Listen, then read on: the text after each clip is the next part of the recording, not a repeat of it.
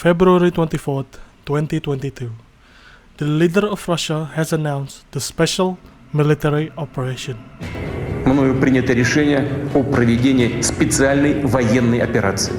Within minutes, the bombing started and 200,000 soldiers crossed into Ukraine. Today, we're going to talk about the Russia-Ukraine war, how it started, what has happened, and how will it end. Right after the fall of Soviet Union, multiple former USSR nations decided it is in their best interests to leave their former masters behind and approach the West, starting with Czech Republic, Hungary, Poland, all the way up to the Baltic states. Russia, however, refused to allow NATO to encroach on their doorstep, making alliances with Belarus and the CSTO, and consolidating power in their backyard such as Chechnya and Georgia. The expansion of NATO, however, caused a massive geographical disadvantage to Russia in case of a NATO aggression. How so? Before the fall of the Soviet Union, Russia has many geographical defenses, such as the Carpathian Mountains to the west and the Baltic Sea to the north. After it falls, it left the wide European plains as its only geographical features between NATO and Moscow. Because of this, Russia has pressurized its weaker and neighboring countries to instability and aggression as a way of strengthening Russia's position geographically.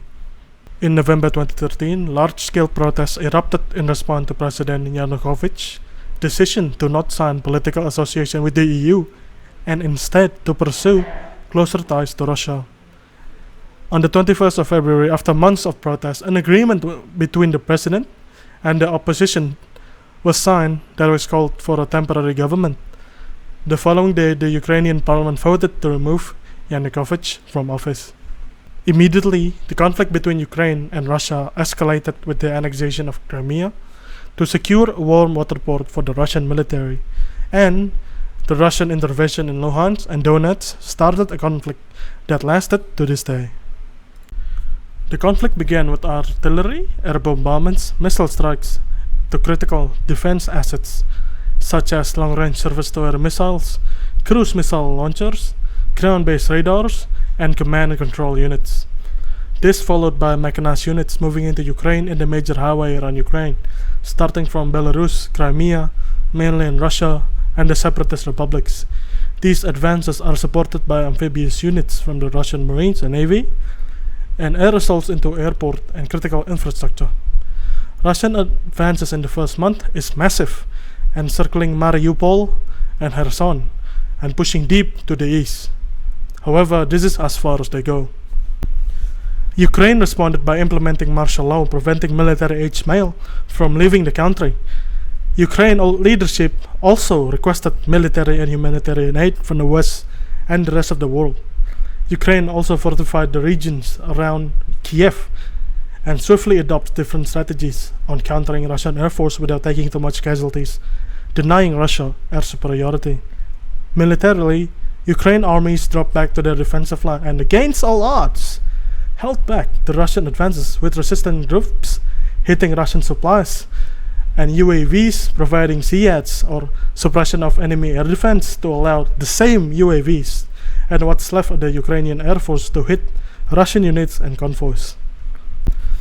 Ever since the war began, hundreds of thousands of casualties occur on both sides, with war crimes being committed by Russia and forced settlement to the occupied Ukrainians.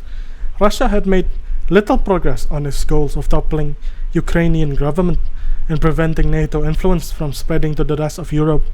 Instead, it reinforced the perspective that Russia is an aggressive nation, willing to cross boundaries and sovereignty of nations. With the war comes waves of pro-NATO policies by neutral countries like Sweden and Finland applying for NATO, and Ukraine itself applied for EU and NATO membership.